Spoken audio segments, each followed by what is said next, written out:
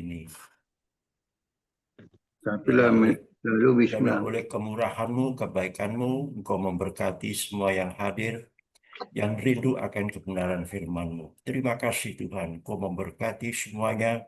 Biarlah Engkau memimpin juga dalam segala sarana, yaitu eh, penerangan maupun sinyal, semuanya biarlah Engkau yang atur, sebab Engkaulah Tuhan kami yang merancang segalanya baik, indah, dan mulia. Terima kasih Tuhan, segala hormat, pujian, syukur, sampai selalu hanya di dalam nama Tuhan Yesus Kristus, penebus dan juru selamat kami yang hidup. Haleluya. Amin.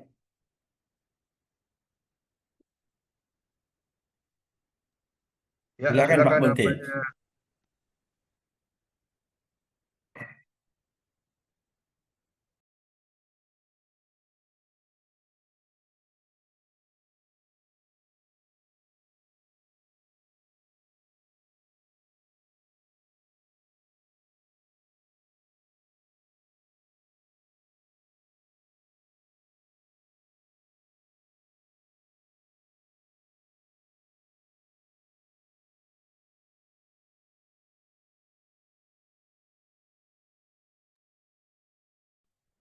Silakan Pak Israel Munte. Ya, makasih Pak. Makasih Pak Mingguan, terima kasih Pak Anfal atas doanya. Baik, mari kita akan memuji menyembah Tuhan. Sebelum kita mendengarkan firman Allah, kita akan memuji meninggikan namanya Tuhan.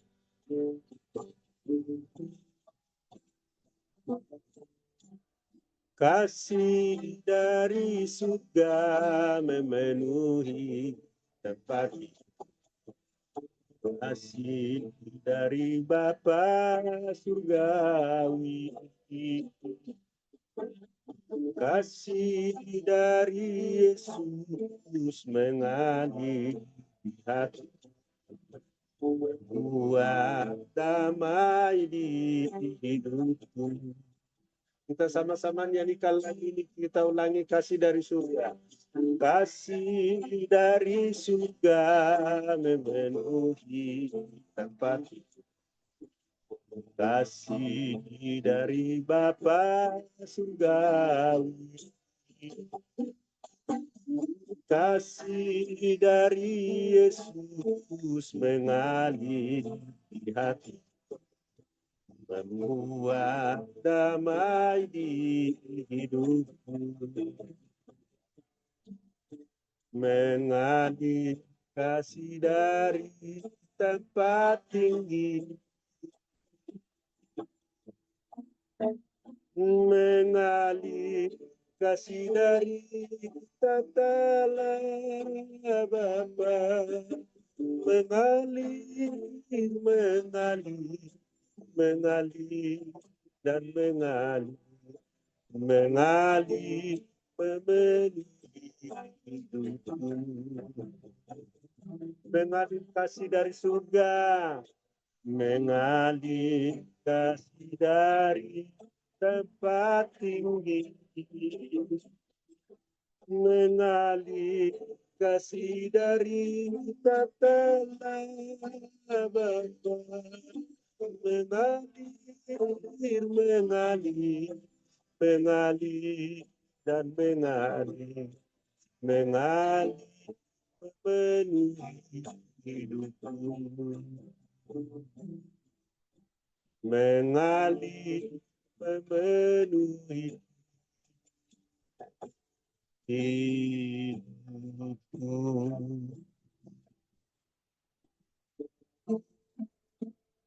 Biarlah roh mengalir bagi kami Tuhan. Haleluya, glory. Mari kita sembah Dia, izinkan roh Allah mengalir pada saat ini. Izinkan roh kudus mengalir dalam hati kita dan jiwa kita. Haleluya. Haleluya. Oh. Haleluya. Mengalirlah kuasa-Mu Tuhan, mengalirlah kuasa-Mu Roh Kudus. Haleluya, haleluya, haleluya, glory, glory, glory, haleluya.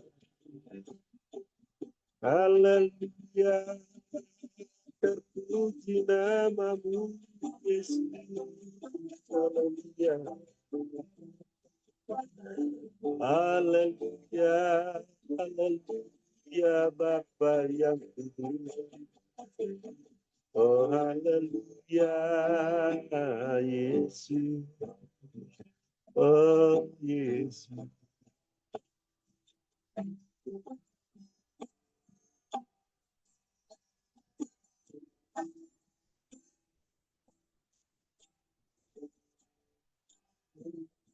Oh, haleluya.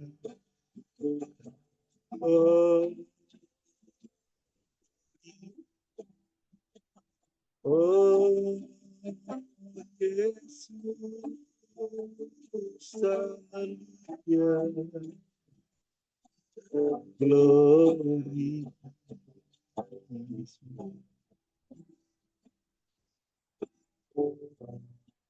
Ku tahu Bapa peliharaku, ya baik, ya baik. Ku yakin Dia selalu sertaku. Ya baik bagiku. Lewat banyak cobaan, semuanya mendatangkan kebaikan. Ku tahu Bapa peliharaku, ya baik bagiku. Katakan, ku tahu Bapa, haleluya. Ku tahu Bapa mempunyai, ya baik bagiku. Lewat badai, haleluya. Lewat badai cobaan, semuanya mendatangkan kebaikan. Ku tahu Bapa peliharaku, ya baik bagiku. Katakan, ya baik bagiku, ya baik bagiku. Dia baik bagiku, ya baik bagiku.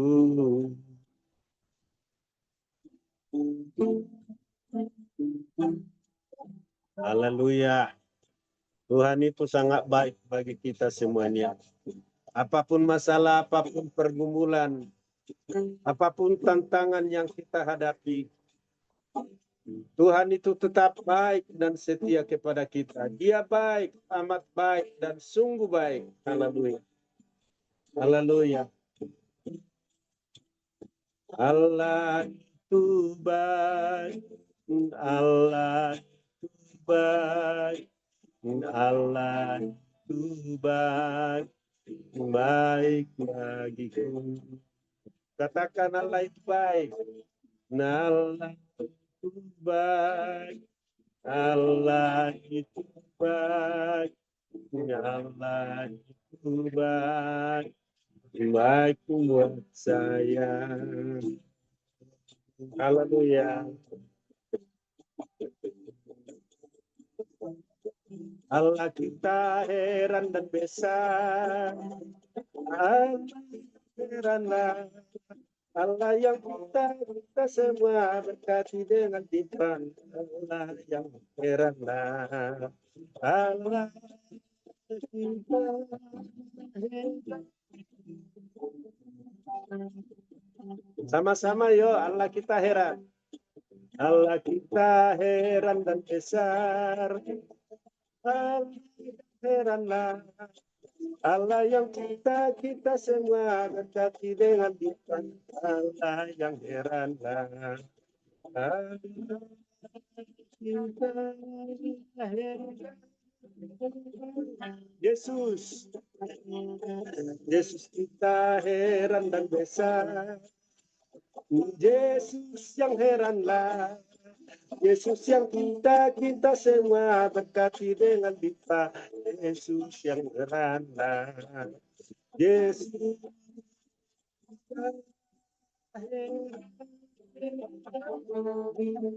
Yesus kita heran.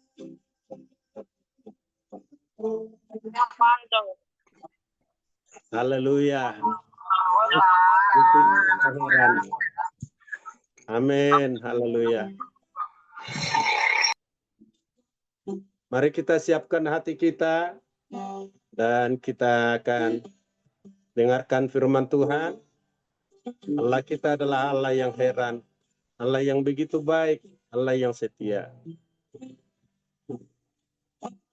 Firman-Mu tak bagi kakiku, terang bagi jalan. Sama-sama firman-Mu. Firman tak bagi kakiku, terang bagi jalan. Waktu ku bimbang dan hilang jalan, tetaplah Kau. Takkan ku takut, asal Kau dekatku, dan sertaku selamanya. Oh, firman-Mu tak bagi kaki, terang bagi jalan.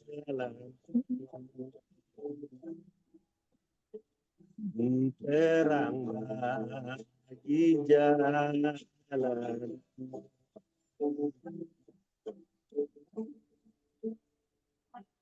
Terang bagi jalan.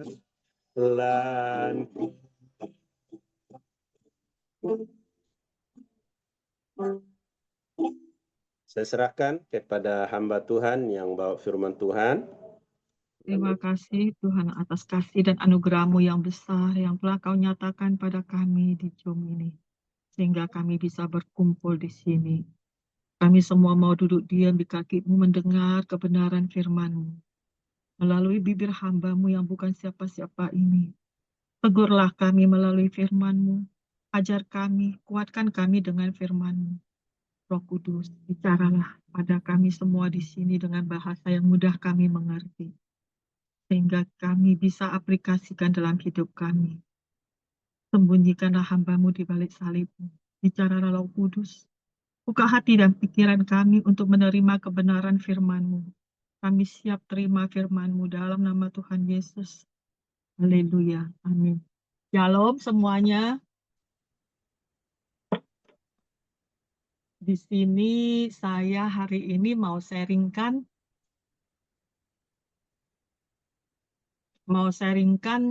tema diizinkan Tuhan. Jadi saat hidup tak masuk akal ya. Kita kadang-kadang suka tanya. Banyak orang Kristen berasumsi bahwa hidup dalam Tuhan berarti hidup bebas dari masalah.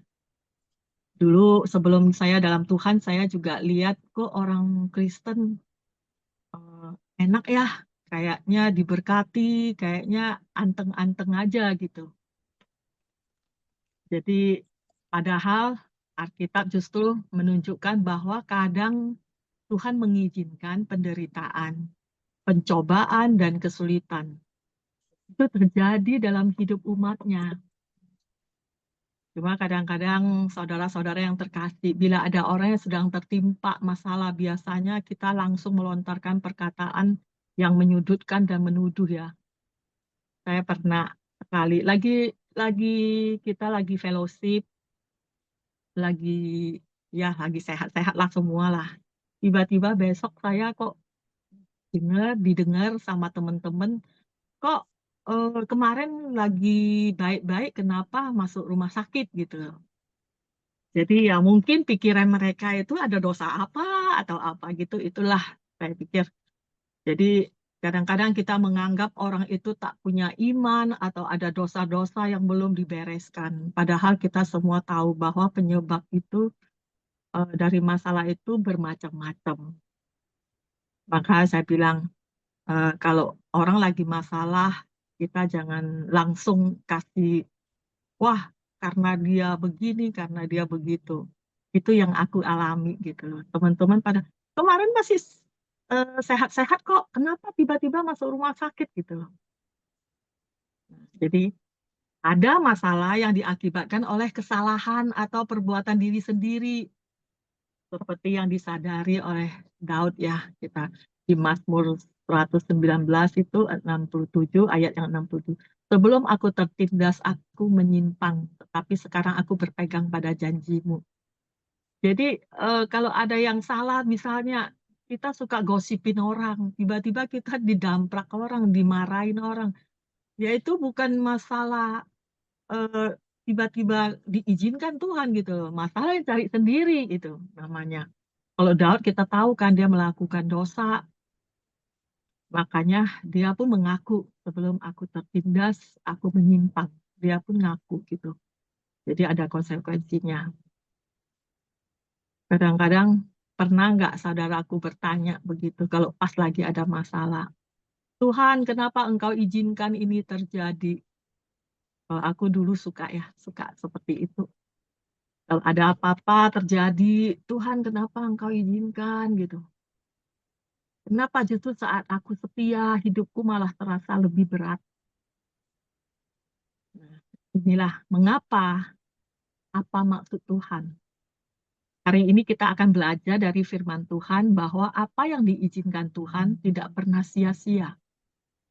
Jadi kalau saya bilang, saya mulai ingin melayani Tuhan, kenapa kejadian di keluarga terus sebentar ini, sebentar itu nggak selesai-selesai. Tapi ternyata ada maksud Tuhan. Jadi hari ini kita sama-sama belajar apa yang diizinkan Tuhan tidak pernah sia-sia. Tuhan mengizinkan bukan karena dia tidak peduli. Mari kita sama-sama baca Ayub 1 dari 6 sampai 12. Kalau bisa yuk sama-sama kita baca ya. Ayub 1, 6 sampai 12. Yang 6, pada suatu hari datanglah anak-anak Allah menghadap Tuhan, dan di antara mereka datanglah juga iblis. Maka bertanyalah Tuhan kepada iblis, dari mana engkau? Lalu jawab iblis kepada Tuhan, dari perjalanan mengelilingi dan menjelajah bumi. Lalu bertanyalah Tuhan kepada iblis, apa engkau memperhatikan hambaku Ayub? Sebab tiada seorang pun di bumi seperti dia, yang demikian saleh dan jujur dan yang takut akan Allah dan menjauhi kejahatan. Lalu jawab iblis kepada Tuhan, apakah dengan tidak mendapat apa-apa Ayub takut akan Allah?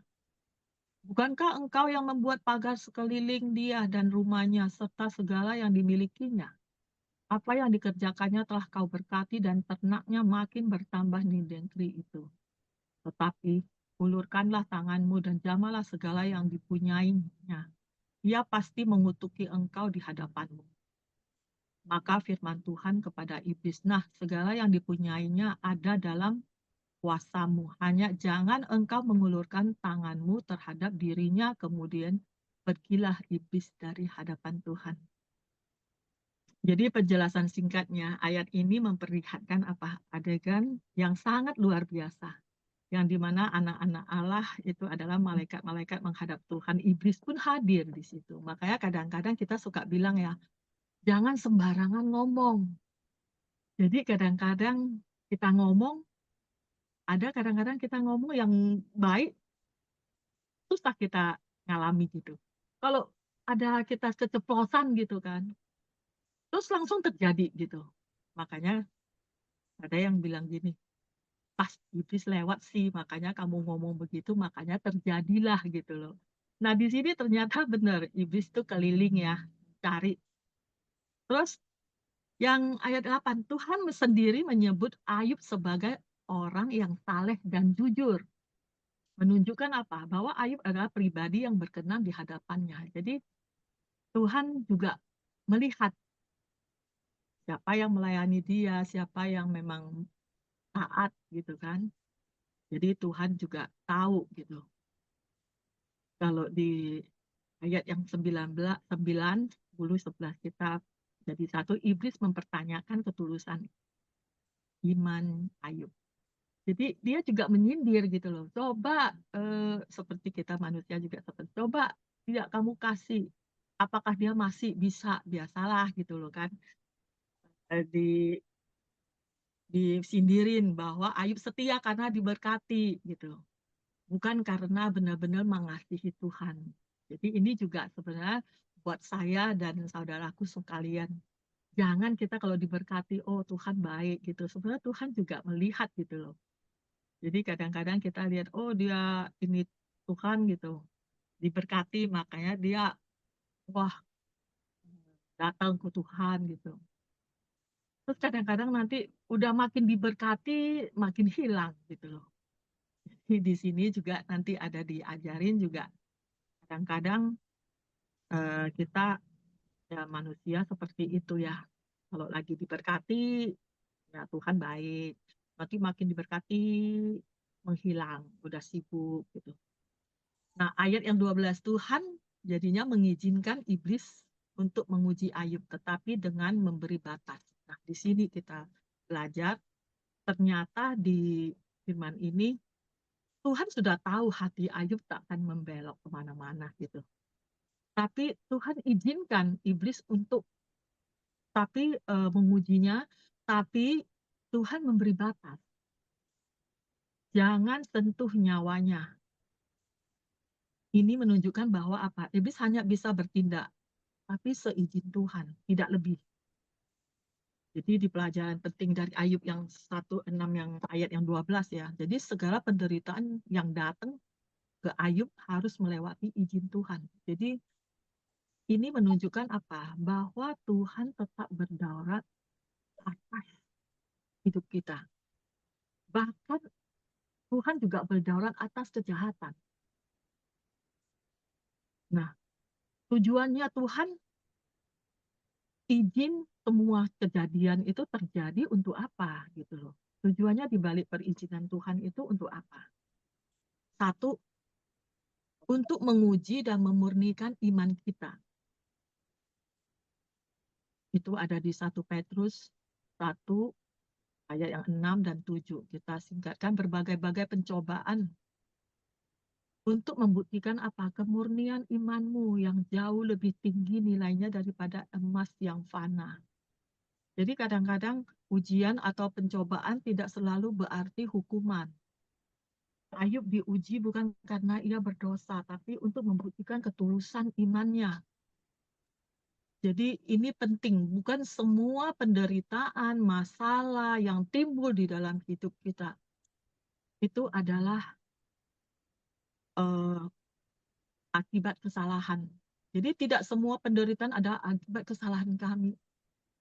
Jadi kadang-kadang orang suka bilang gini, iya itu kan dosa masa lalu, makanya kamu tuai sekarang gitu loh. Jadi kadang-kadang kita tahu kita orang percaya, kita tahu Tuhan sudah ampuni kita, sudah bebaskan kita dari dosa-dosa, segala kutuk. Kita sudah tahu. Makanya dia jangan main-main dengan dosa lagi. Nah, di sini kalau ada masalah kita udah sering, udah taat, setia sama Tuhan. Bisa terjadi tiba-tiba masalah datang. Jadi kalau masalah datang itu kita tahu.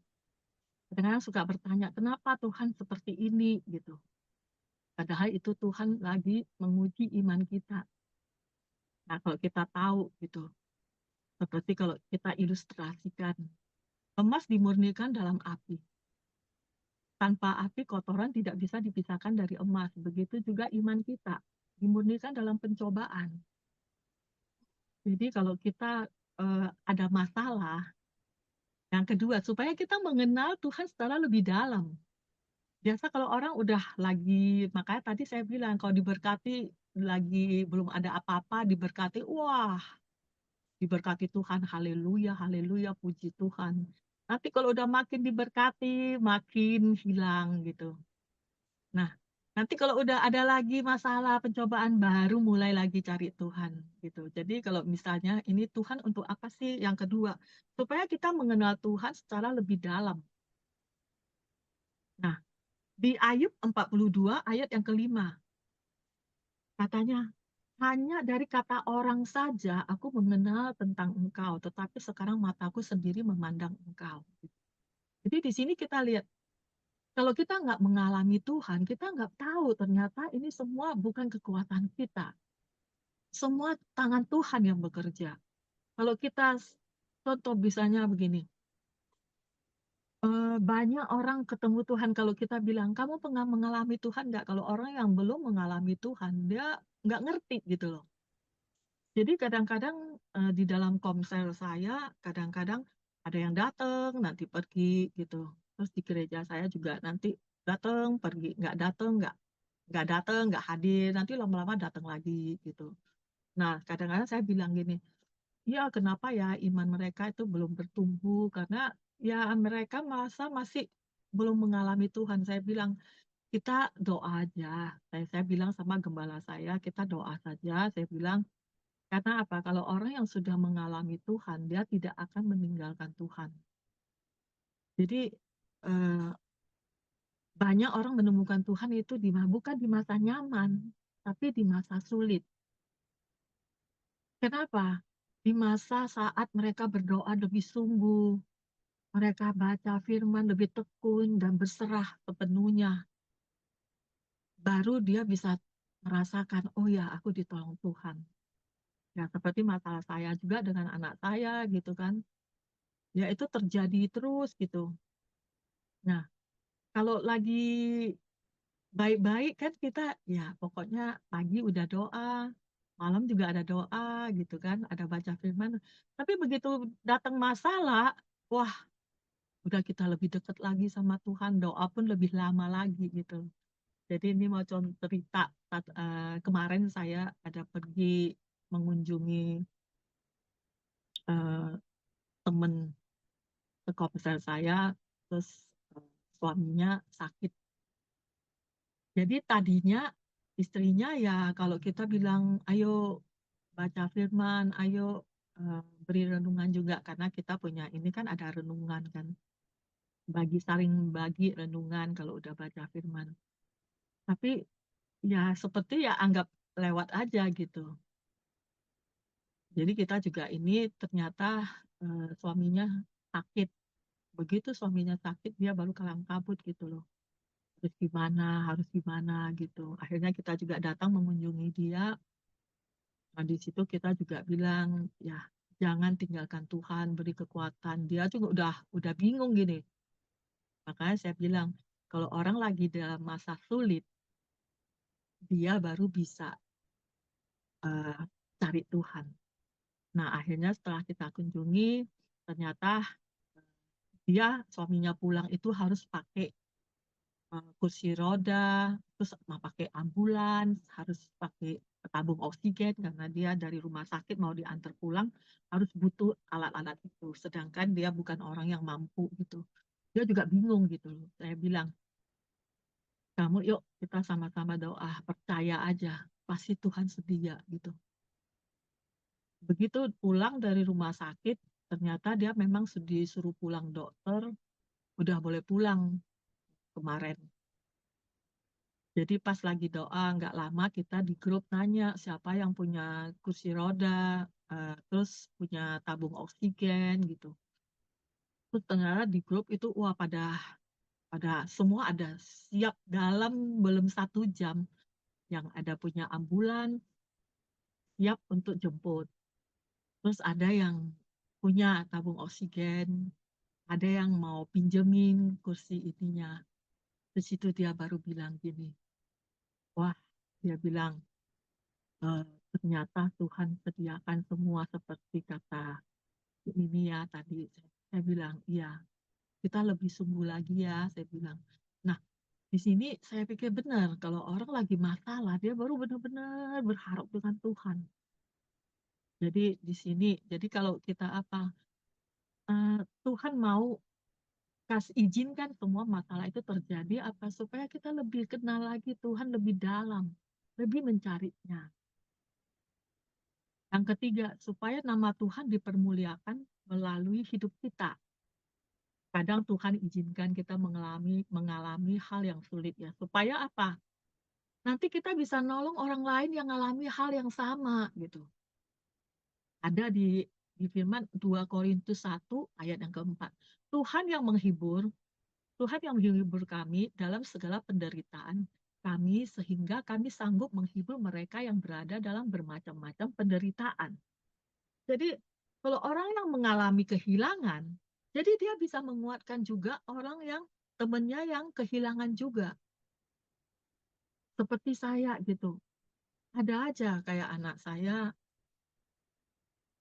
dalam dulu pakai obat narkoba, nggak tahu begitu selesai udah bertobat, udah ini Tuhan bisa kirim banyak dari teman-teman yang anaknya bermasalah obat ini datang supaya ternyata saya bisa bertanya gitu tentang kenapa kamu bisa kuat anak kamu waktu begini kamu gimana gitu. Jadi aku bisa bersaksi.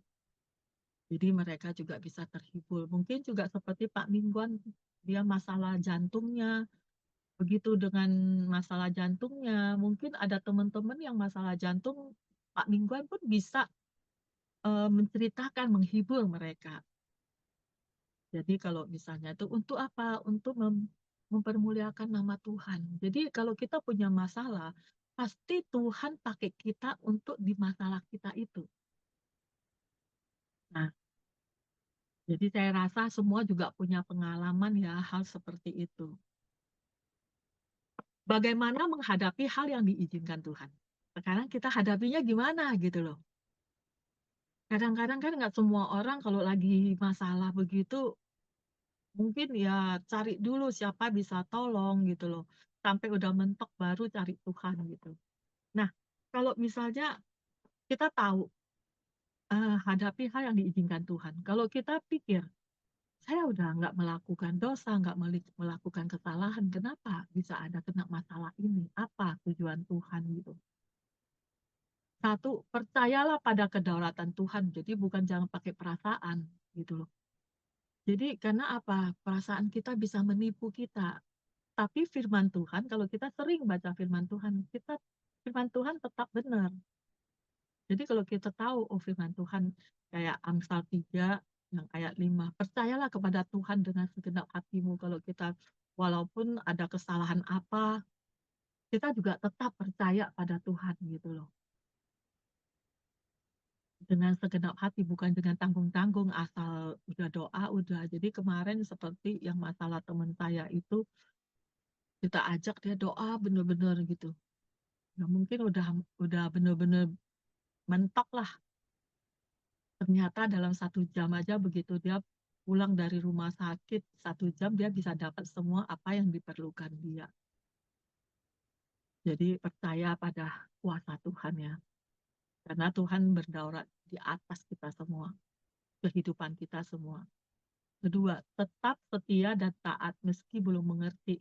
Kadang-kadang kita nggak ngerti apa sih yang terjadi gitu loh.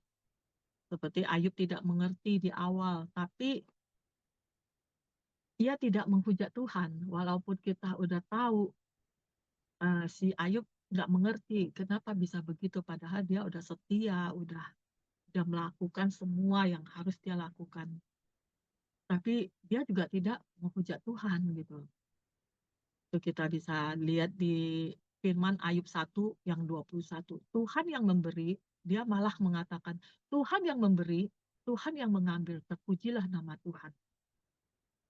Jadi kita jangan seperti kalau kita kehilangan, wah Tuhan kenapa begitu? Gitu. Jadi Tuhan yang memberi, kita tahu kita di sini seperti tamu aja gitu. Jadi kita di sini ya semua dari Tuhan, kita juga seperti di bumi ini, cuma di dunia ini seperti tamu. Semua yang kita punya, dari rambut kita sampai ujung kaki, itu semua punya Tuhan gitu loh. Kita disuruh tanggung jawab. Jadi waktu kita doa, boleh berdoa minta apa? Bukan minta Tuhan lepaskan semua masalah ini, selesaikan masalah ini, tetapi minta Tuhan beri kekuatan. Karena apa? Tuhan tidak selalu mengangkat masalah kita tahu, tapi selalu memberi kita kekuatan untuk menanggungnya.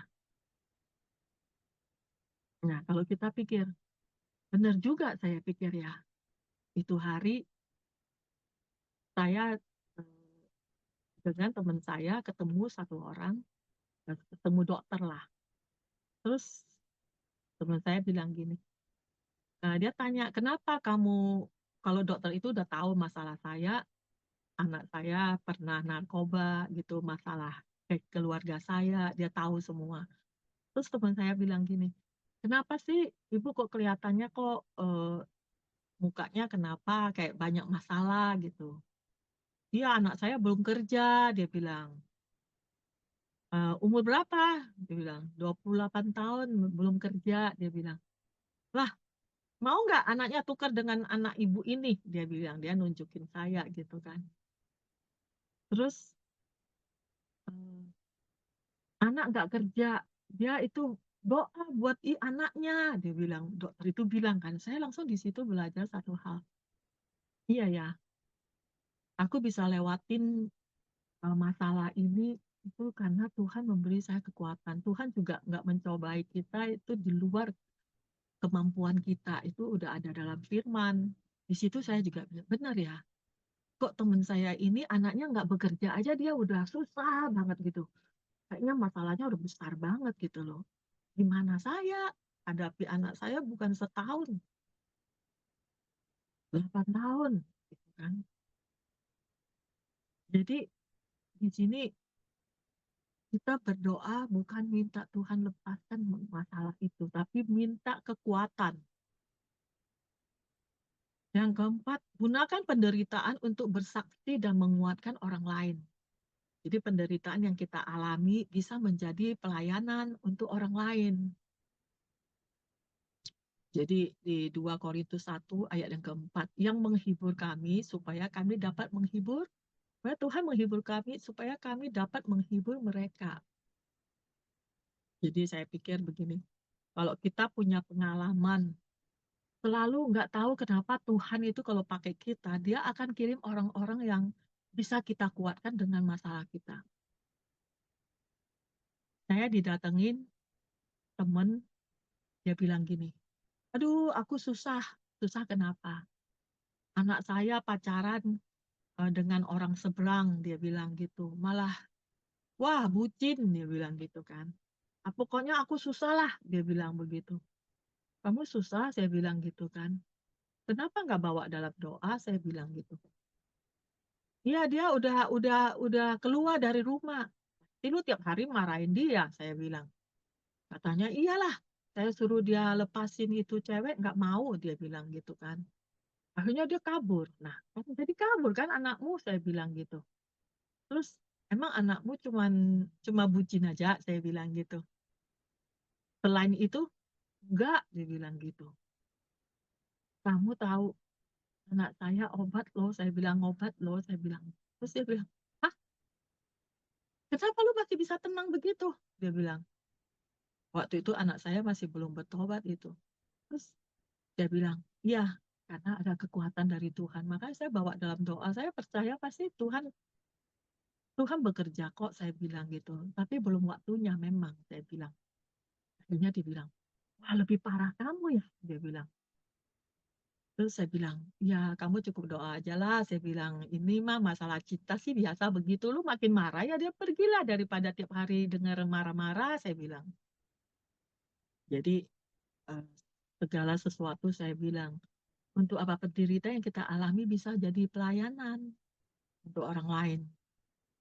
Jadi saudaraku, mungkin hari ini kamu tidak mengerti mengapa Tuhan mengizinkan hal tertentu terjadi. Tapi ketahuilah, Tuhan tidak sedang menghukum kamu, tapi mempersiapkanmu.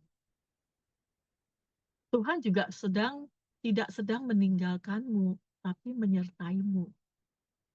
Setelah masalah saya selesai, saya baru tahu kenapa aku punya kekuatan itu, kenapa saya punya kedamaian, sukacita. Walaupun seperti bukan ada masalah, padahal sebenarnya itu berat banget.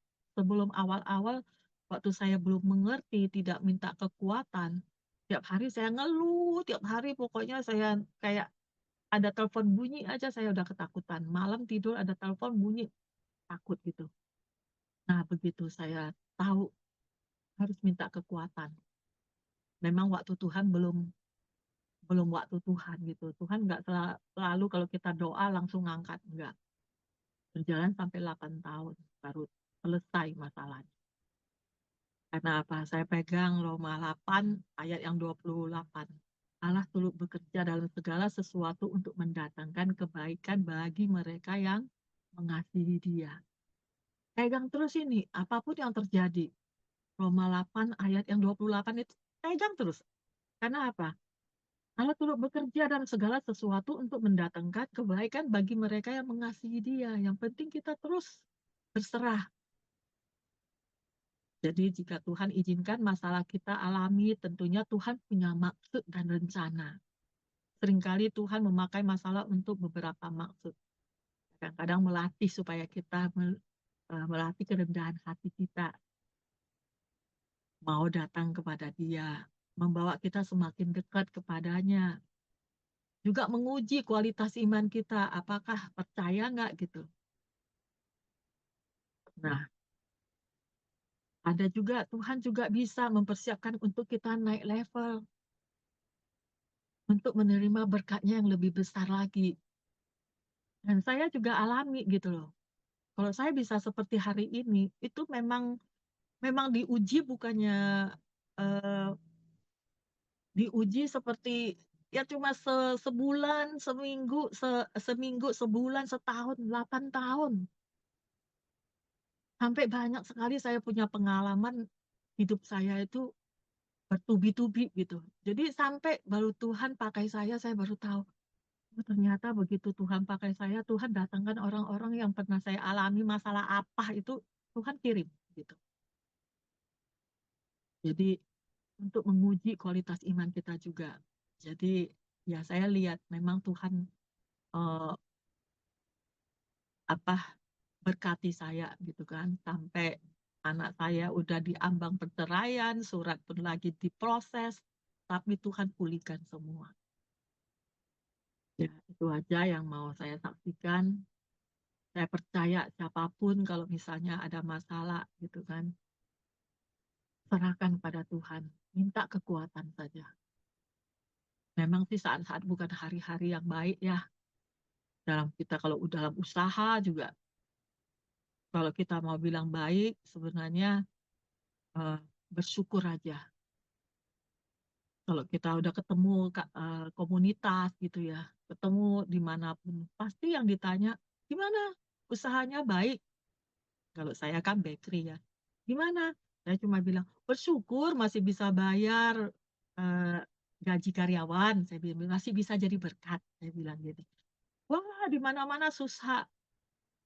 Jadi di sini saya juga apapun masalah yang Indonesia bangsa kita ngalami itu semua juga Tuhan izinkan supaya ada lebih baik lagi ke depan.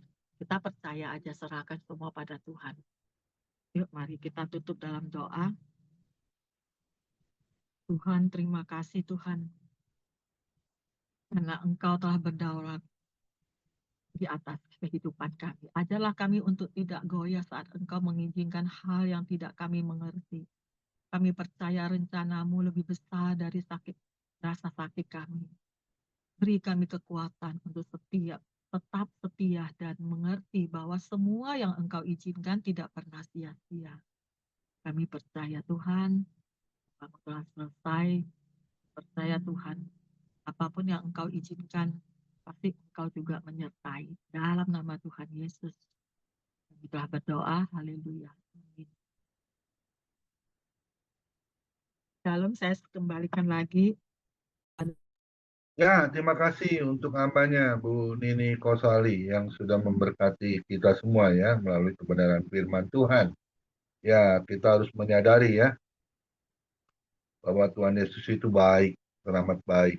Amin. Jika Tuhan izinkan ada masalah, itu ada berkat Tuhan. Ya, seperti yang saya alami kan. Saya kena stroke 2016, terus 2023 saya kena jantung harus pasang ring ya.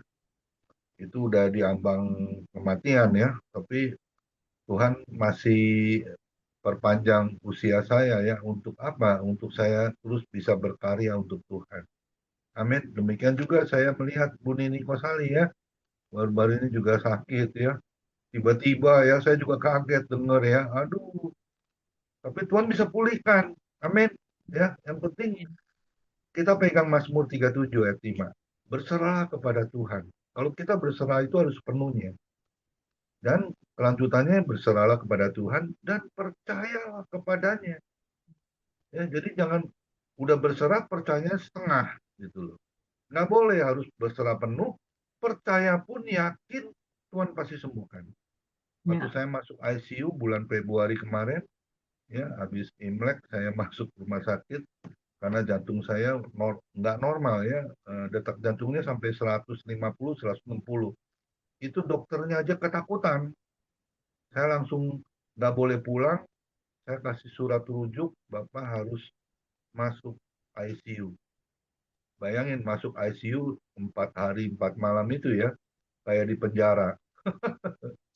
Nggak boleh pegang handphone ya, nggak boleh buka link kan. Saya bingung juga kan. Waduh, ini sengsara sekali gitu ya. Tapi kuncinya saya cuma satu, ya udah Tuhan. Tuhan mau ngapain saya terserah deh. Yang penting saya percaya ada berkat Tuhan yang Tuhan akan amin. berikan kepada saya, itu kesembuhan. Ya, saya di kateter kembali, tidak perlu pasang ring. Akhirnya saya diinfus langsung ke jantung melalui tangan saya. Emang sakit sekali ya itu kalau diinfus langsung ke jantung ya. Dan 2 hari saya normal kembali. Ya, jangan takut. Di saat kita menghadapi kematian, ada Tuhan Yesus juga, Allah yang turut bekerja dalam segala hal. Amin. Ya, maaf Amin, katakan, amin. ujung-ujungnya kan kita juga pasti di end kok. Pasti meninggal kita ujung-ujungnya. Nggak ada yang kita banggain, nggak ada.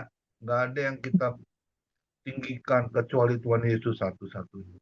Kita Amin. tamu dipanggil pulang juga Nah, ini pasti. cuman maaf kata hidup cuma numpang lewat. 1 Petrus 1 ayat 17 tuh. Ya. Kita semua hidup hanya numpang di dunia ini. Makanya hidupnya harus benar di hadapan Tuhan. Harus Amin. berkenan juga kepada Dia. Amin.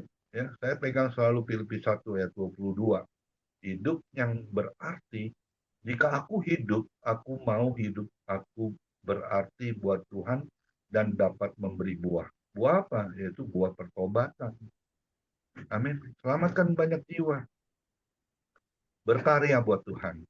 Amin. Ya, Ya, kita amin. diberkati, kita balas segala kebaikan Tuhan, kita menabur di dalam pelayanan kita selagi kita masih diberi waktu oleh Tuhan. Amin. Amin. Terima kasih Amin. hambanya Bu Nini Kosali yang setia melayani Tuhan. Saya percaya yakin bahwa anak mantunya juga cucunya nanti pasti akan dipakai Tuhan. Amin. Sudah kelihatan dari Amin, anak amin, amin. Rudi juga Amin. diberkati ya, bisa melayani Amin. Tuhan. Aduh, itu satu anugerah yang besar. Jujur, saya kalau ngomong gini saya mau nangis ya. Karena apa? Karena kasih Tuhan itu begitu besar. Ya, kita harus membalas segala kebaikan Tuhan selagi kita masih sehat dan mampu melakukannya. Tuhan Yesus Ya. memberkati Bu Nini Kosali. Sama-sama Tuhan berkati. Melayani kita Senang semua saya ya. diundang. Semua diberkati ya. Besok ibadah family Kasih. ministry yang melayani Pendeta Stefanus Samadi ya. Dia hari Senin mau melayani di FM tapi mamanya meninggal dunia. Jadi dia minta diundur hari Kamis besok. Waduh, saya sampai wah, ya udah Pak, nggak apa-apa, hari Kamis nggak apa-apa. Kita akan diberkati besok oleh hambanya Pendeta Stefanus Samadi dari Cilacap ya. Tuhan Yesus memberkati kita semua. Silakan doa syafaat.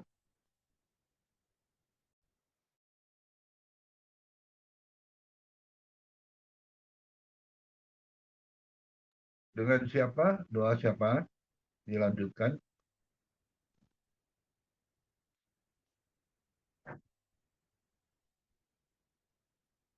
Oke, saya akan doakan secara langsung ya. Doa syafaat dan doa untuk kita semua ya, doa berkat. Terima kasih Bapa di dalam surga, kami bersyukur kami sudah mendengarkan kebenaran firman Tuhan. Kami sudah diberkati Tuhan, kami harus menyadari hidup kami yang sangat singkat ini Tuhan. Kami tidak mau membuang-buang waktu yang ada, yang Kau berikan buat setiap kami Tuhan. Kami mau hidup kami berarti buat Engkau Tuhan. Segala apapun yang sudah Kau limpahkan berkat-Mu untuk kami dapat kelola dengan benar. Kami mau jadi berkat-Mu Tuhan. Kami mau terus melayani Engkau lebih sungguh lagi Tuhan. Kami sudah diberkati oleh kebenaran firman Tuhan yang disampaikan oleh Ibu Nini Kosali. Yang sungguh luar biasa kami diberkati Tuhan. Kami mau lebih dekat lagi dengan Tuhan. Kami mau lebih dalam lagi.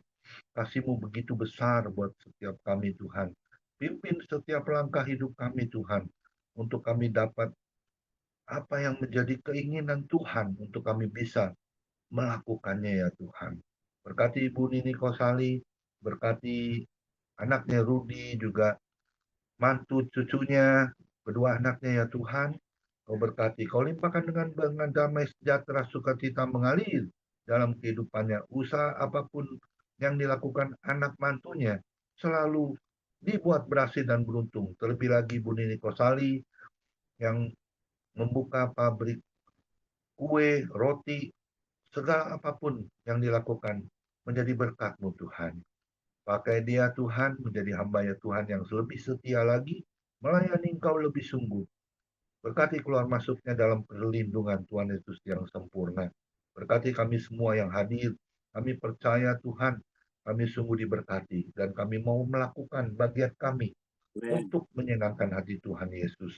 Berkati dengan damai sejahtera sukacita yang mengalir di dalam kehidupan kami, rumah tangga kami, pekerjaan kami, anak mantu cucu kami. Semua dalam perlindungan Tuhan Yesus yang sempurna. Terlebih lagi kami berdoa untuk bangsa Indonesia. Mata-Mu yang selalu tertuju buat bangsa Indonesia. Setiap lutut akan bertelut, setiap lidah akan mengaku bahwa Yesus satu-satunya juru selamat. Kiranya Tuhan berkati kerukunan, kedamaian untuk bangsa kami Tuhan. Terutama kota Jakarta Tuhan berkati. Presiden kami Pak Prabowo dengan Bapak Gibran Tuhan berkati. Jajaran MPR, DPR, para menteri juga Kau berkati. Berkati kami semua Tuhan. Kota-kota dari Sabang sampai Merauke. Tidak ada perpecahan. Semua rukun damai sentosa. Di dalam nama Tuhan Yesus. Berkati kami semua yang terlibat di bangsa Indonesia. Kami mau NKRI adalah harga mati. Kami mau terus lakukan. Kami mau menjunjung bangsa Indonesia Bhinneka Tunggal Ika. Terima kasih Tuhan Yesus. Dan juga kami percaya Tuhan, Kau pakai ibadah family ministry menjadi berkat kemanapun kami buat YouTube live streaming kami. biar banyak orang bertobat, biar banyak orang berbalik kepada jalan yang benar, mengakui Engkau sebagai Tuhan dan Juru Selamat dalam hidup mereka juga diselamatkan. Terima kasih Tuhan Yesus. Kami mau angkat kedua tangan kami tinggi-tinggi di atas kepala kami. Kami mau terima berkat yang datangnya dari Tuhan Yesus Kristus. Tuhan Yesus Kristus adalah kekuatan dan perisaiku. Hanya kepadamu lah hatiku semua percaya. Tuhan Yesus memberkati engkau dan melindungi engkau. Tuhan Yesus menyinari engkau dengan wajahnya dan memberi engkau kasih karunia. Dan Tuhan Amin. Yesus menghadapkan wajahnya kepada kita semua yang hadir. Bapak Ibu diberinya damai sejahtera. Kiranya Tuhan Amin. Yesus memberkati kesehatan Bapak Ibu, anak mantu cucu. Semua dalam Amin. perlindungan Tuhan Yesus yang sempurna. Amin. Bahkan yang sakit malam ini juga Tuhan Yesus lawat sembuhkan secara ajaib dan sempurna. Dan juga kiranya Tuhan Yesus memberkati Bapak Ibu, anak mantu. Apapun yang dilakukan tangan kami, khususnya di dalam bekerja, selalu dibuatnya berhasil dan beruntung di dalam nama Tuhan Yesus Kristus. Dan juga kiranya Tuhan Yesus memberkati Bapak Ibu anak mantu di dalam melayani Tuhan menjadi dupa yang harum di hadapan Tuhan. Perkenanan Tuhan Yesus selalu ada. Hati Tuhan Yesus disenangkan, nama Tuhan Yesus ditinggikan, dipermuliakan, dan diagungkan. Sampai Tuhan Yesus datang di awan-awan yang permai, menjemput kita, semua orang-orang yang saleh, yang sudah diberkati, sama-sama setuju katakan, amin. Tuhan Yesus memberkati kita semua. Terima kasih Ibu. Bincang-bincang Terima kasih boleh Pak dibincang Koming. oleh Makasih Terima kasih. Bapak Ibu Birna. semua. Silakan Bu Birna. Tuhan berkati Ibu Birna. Iya, makasih Bapak Ibu semua. Oh, Bu Fiona nggak ada ya? Permisi Boleh keluar diganti dulu. Pak Anfal, Pak Anfal. Boleh Pak Anfal dari Bali. Ya, baik. Terima kasih, Pak Bu. Salam, Bu Nini. Terima kasih sudah